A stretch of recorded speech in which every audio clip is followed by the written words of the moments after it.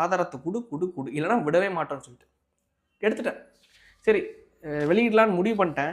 இனிமேல் வந்து நம்ம மூடிட்டு இருந்தோம்னா அது எனக்கு தான் அசிங்கம், எங்கள் அம்மாவுக்கு தான் அசிங்கம், அப்பாவுக்கு தான் அசிங்கம். இதுக்கு மேலே நம்மளை கம்முன்ட்டு இருந்தால் சரி வராது.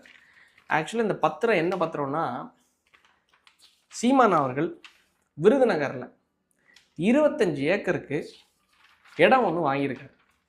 25 ஏக்கர்ஸ். 25 ஏக்கர்ஸ்னால் உங்களுக்கு தெரியுமே, ஒரு ஏக்கர் வந்து 100 சென்ட். அப்போ 25 ஏக்கர் எவ்வளோ வரும்? 25 இன்டூ லைக் வந்து 100 சென்ட் எவ்வளோ போடுங்க? 2500 சென்ட். ஆக்சுவலாக இந்த இடத்த எப்போ வாங்கியிருக்காங்கன்னா 23/9/2025 வருஷத்தில், போன வருஷத்தில் இடத்த வாங்கியிருக்காங்க. எவ்வளோ தொகை கொடுத்து வாங்கியிருக்காங்க தெரியுமா? 50,90,000 ரூபாய். நான் அந்த ஃபோட்டோ அதில் போடுறேன். 50,90,000 ரூபாய் கொடுத்து அந்த இடத்த வாங்கியிருக்காங்க. ஆக்சுவலாக இது பூர்வீக சொத்தோ இல்லை அவங்களுடைய லைக் வம்சாவளியில் வந்த லைக் குடும்ப சொத்தோ எதுவுமே கிடையாது. ஆக்சுவலாக இது என்ன நடந்திருக்குன்னா 23/9/2025 வருஷத்தில் சீமான் அவர்கள் இந்த சொத்தை வந்து கயல்விழி அவர்களுடைய பேரில், பினாமியெல்லாம் கிடையாது. எவ்வளோ தைரியம் பாருங்களேன் நம்ம அண்ணனுக்கு. பினாமி கிடையாது, யாரையும் நம்ப மாட்டேன். சாட்டை ஏற்கனவே துரோகம் செஞ்சவன், சாட்டையை நம்பக்கூடாது, யாரையும் நம்பக்கூடாது. நம்ம நம்புறது ஒன்றே ஒன்று தான், நம்மளோட மனைவியை. ஸோ மனைவி பேரில் இந்த 50,90,000 ரூபாய்க்கான இந்த 25 ஏக்கர் இடத்த வாங்கிட்டார்.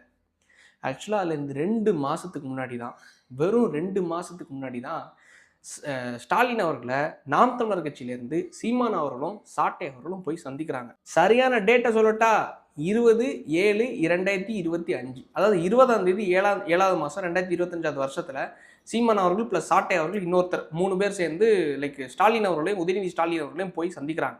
ஆழ்வார்பேட்டைன்னு நினைக்கிறேன், போய் சந்திக்கிறாங்க.